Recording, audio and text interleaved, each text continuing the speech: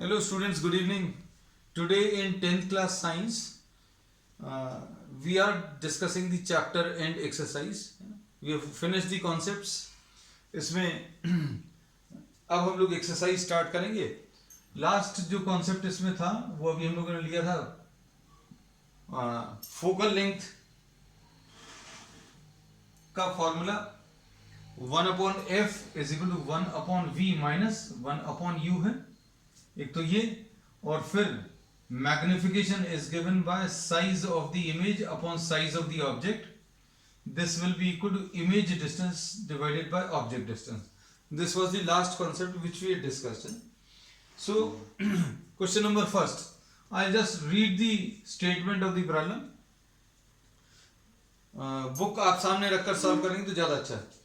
Which one of the following materials cannot be used to make a lens? है ना, आप इसमें से कौन से मटेरियल को यूज नहीं कर सकते. वाटर एक दिया है फर्स्ट ऑप्शन, फिर उसका सेकंड ऑप्शन में ग्लास दिया है, और थर्ड ऑप्शन में अगर आप देखें तो प्लास्टिक दिया है, और फोर्थ ऑप्शन में क्ले दिया है. तो clay obviously is not transparent. Plastic can be transparent क्योंकि आपको अगर लेंस बनाना है तो light should pass through it.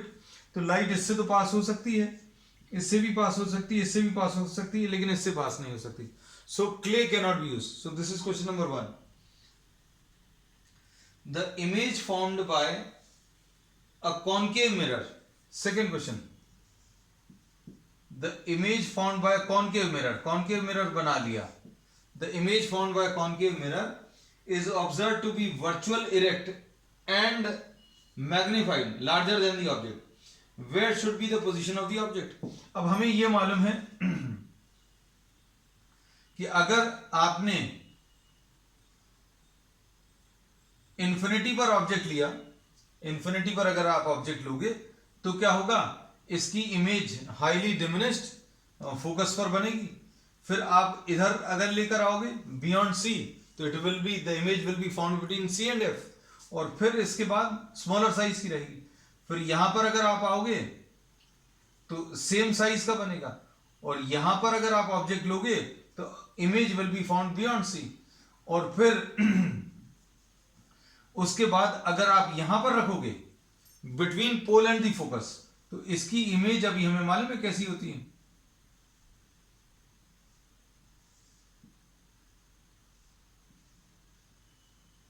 Light ray striking on the mirror will be reflected back in the same direction.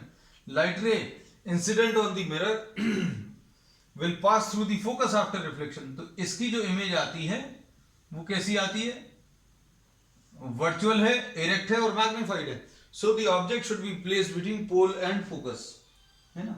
सो इसमें जो ऑप्शंस दिए हैं D is the correct option.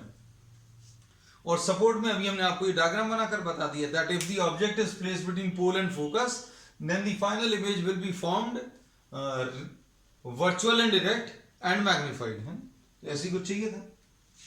अब इसका third question, where should an object be placed in front of a convex lens. देखो इन्होंने क्या किया है, ये सारी चीजें जो है रिवाइज करा ली हैं. क्वेश्चन नंबर 3 में कॉन्वेक्स लेंस दिया है, or to get a real image of the same real image of the size of the object. तो इन्होंने कहा है जितने साइज का ऑब्जेक्ट है उतने ही साइज की इमेज बननी चाहिए. जितने साइज का ऑब्जेक्ट है उतने साइज की इमेज कहां पर बनती है,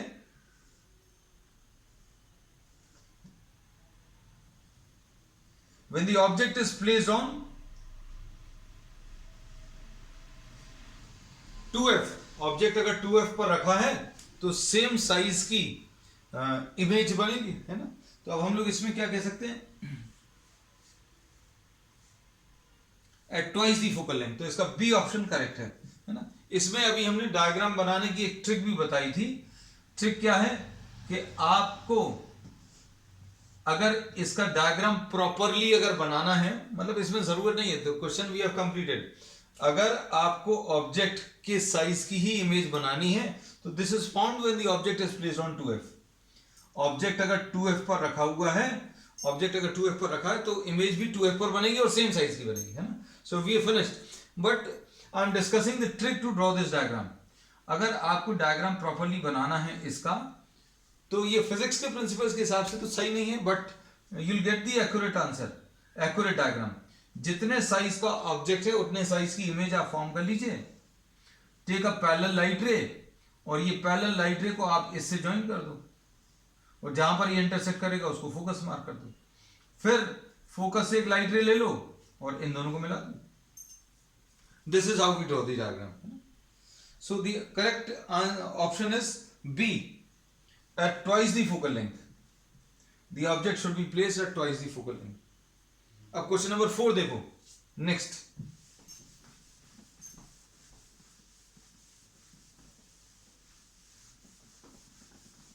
क्वेश्चन नंबर 4 में क्या दिया हुआ बच्चों? A spherical mirror and a thin spherical lens। Question number 4 में mirror and lens, a spherical mirror and a thin spherical lens have each a focal length -15। भाई इसमें इन दोनों की ही फोकल लेंथ -15 है। Focal length is what? -15। The mirror and, अब इसमें mirror और lens का टाइप क्या होगा? भाई फोकल लेंथ कॉनकेव मिरर की पोल से लेफ्ट साइड पर लाई करती है, पोल से लेफ्ट साइड का डिस्टेंस नेगेटिव होता है, तो अब हम लोग बोलेंगे this mirror will be a concave mirror. तो कॉनकेव मिरर की फोकल लेंथ नेगेटिव होती है, और कॉनकेव लेंस की फोकल लेंथ भी, कॉनकेव लेंस की भी फोकल लेंथ कैसी होती है?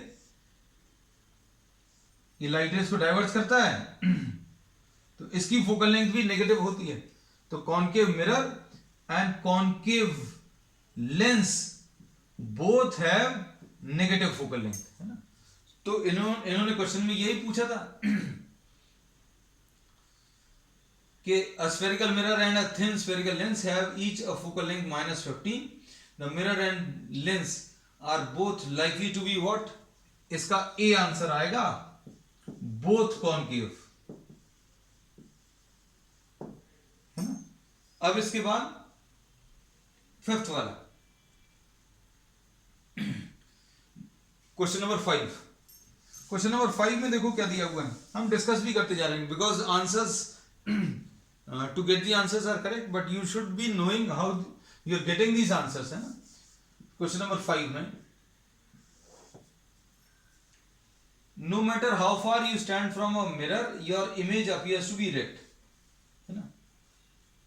अब देखो इन्होंने बोला कि आप एक मिरर के पास खड़े हुए हैं, दिस इज अ मिरर, है ना। मिरर अभी हम लोगों ने ये बोला, ये मिरर है ना। ये मिरर का शेप अभी हम लोग नहीं पता, we don't know the shape, लेकिन इसमें इरेक्ट इमेज ही बन रही है। तो इसके जो 4 ऑप्शंस दिए हैं बच्चों, कैसा है? प्लेन, तो भैया प्लेन मिरर में इरेक्ट इमेज बनती है, बिल्कुल सही है ना, you get a erect image. फिर सेकंड वाला है कॉनकेव, तो कॉनकेव में हम लोग कहते हैं इरेक्ट इमेज सिर्फ एक ही जगह मिलती है, बाकी जगह इन्वर्टेड। तो इसमें यू गेट बोथ, इरेक्ट भी मिलती है, कुछ पोजीशंस पर इरेक्ट भी मिलती है और कुछ पर इन्वर्टेड भी मिलती है ना।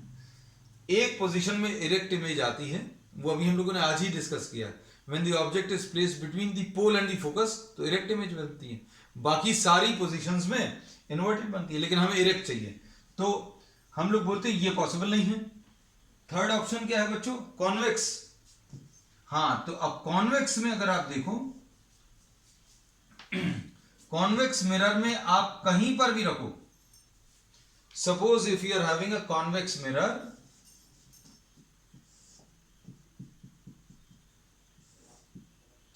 तो कॉन्वेक्स मिरर में जो इमेज का फॉर्मेशन आता है, वो इमेज कैसी बनती है?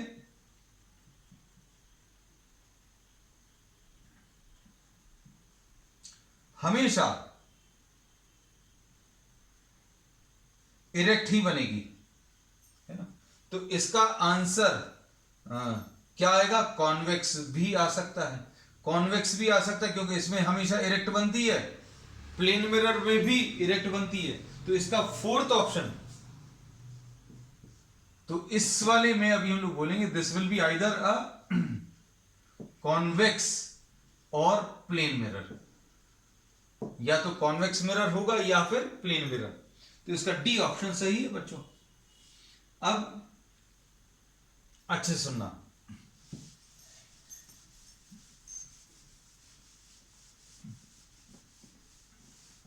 क्वेश्चन नंबर 6, सारी चीजों को अच्छे समझना। ये question number 6, which of the following lens would you prefer to use while reading small letters? To read small letters found in the dictionary. तो अब हम लोग बोलेंगे बेटा कॉनकेव लेंस तो बिल्कुल नहीं यूज करोगे, कॉनकेव लेंस जो है वो यूज नहीं होगा। क्यों? क्योंकि दिस ऑलवेज फॉर्म्स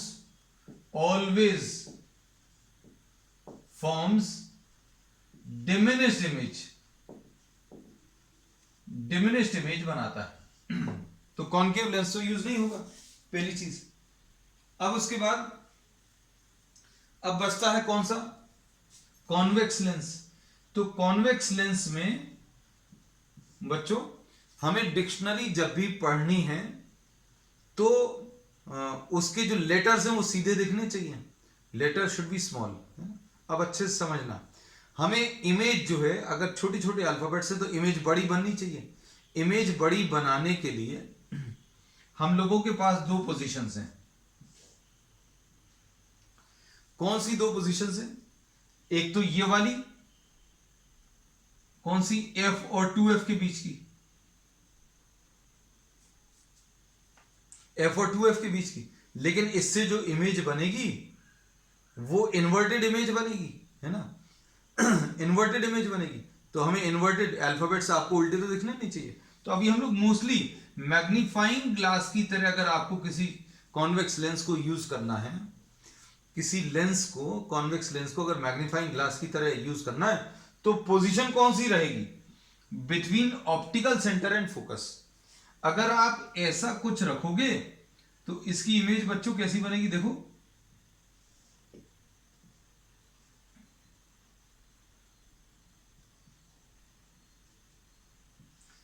इरेक्ट और मैग्नीफाइड इमेज बनेगी। You will be getting what? Erect and magnified image.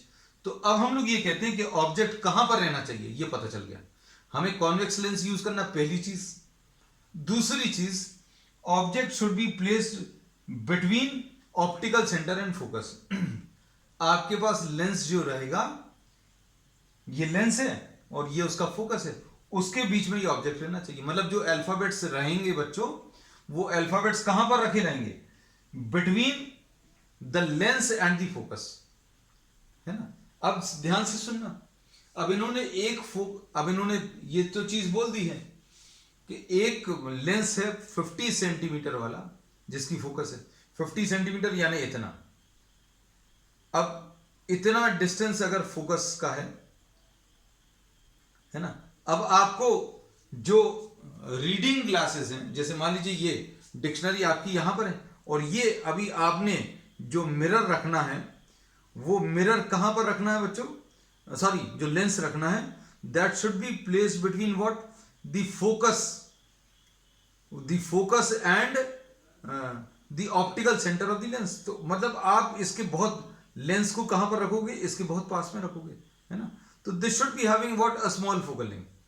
इसकी फोकल लेंथ बहुत कम रहनी चाहिए। क्यों? नहीं तो अगर आपने ज्यादा फोकल लेंथ का ले लिया तो ऑब्जेक्ट जो रीडिंग के लिए अभी हम लोग यूज करते हैं, रीडिंग के लिए आप ज्यादा डिस्टेंस पर तो नहीं यूज करते। So what will be you will be using a convex lens of focal length what? 5 centimetre,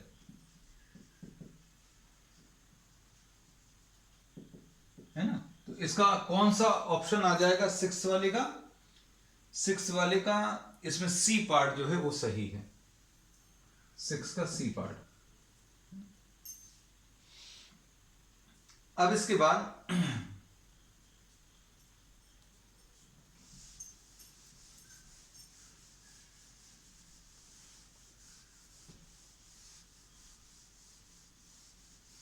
seventh वाला, we wish to obtain an erect image using a concave mirror or focal length. अब इन्होंने seventh question फिर से वैसे ही सा है, we wish to obtain an erect image of an object using a concave mirror. concave mirror use करना है।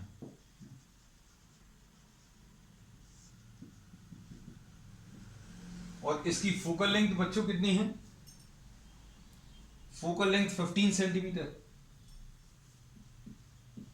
Minus होती है लेकिन जब कैलकुलेशंस करते हैं तब अब ये लोग प्लस माइनस लिखते हैं, लेकिन यहां पर कोई कैलकुलेशंस नहीं करने शायद। What should be the range of distance of the object from the mirror. अच्छा, इरेक्ट इमेज अगर बनानी, इसकी इरेक्ट इमेज अगर बनानी है तो अभी हम लोग मालूम है भाई इरेक्ट इमेज कहां पर बनती है, when the object is placed anywhere in between this, इनके बीच में कहीं पर भी रख दो इरेक्ट इमेज बनेगी, है ना। तो हम लोग इसमें क्या बोल सकते हैं, the object should be placed between pole and the focus. Mirror से कितने डिस्टेंस पर रख सकते हैं? मैक्सिमम मिरर से लेकर 15 सेंटीमीटर के अंदर तक, है ना। अगर आपने यहां कहीं पर रखा तो इसकी इमेज का फॉर्मेशन कैसे करेंगे? Light ray parallel to the principal axis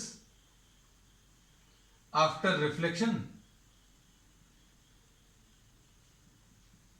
will appear to pass through the focus. Sorry will pass through the focus, ऐसा कुछ आएगा, हम गलत डायग्राम बना रहे थे। Will pass through the focus and second light ray, second जो light ray अभी हम लोग लेंगे वो थ्रू 2f अगर आप लें, ये लाइट रे अगर यहां कहीं पर स्ट्राइक करेगी, this will be reflected back in the same direction. ये आगे जाकर तो नहीं मिलेगी लेकिन ऐसा लगेगा जैसे ये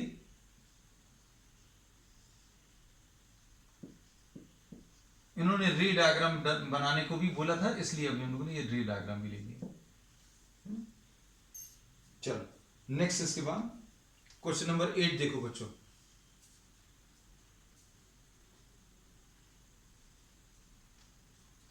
क्वेश्चन नंबर 8 में क्या है? Name the type of mirror use in the following situations. Headlight of the car,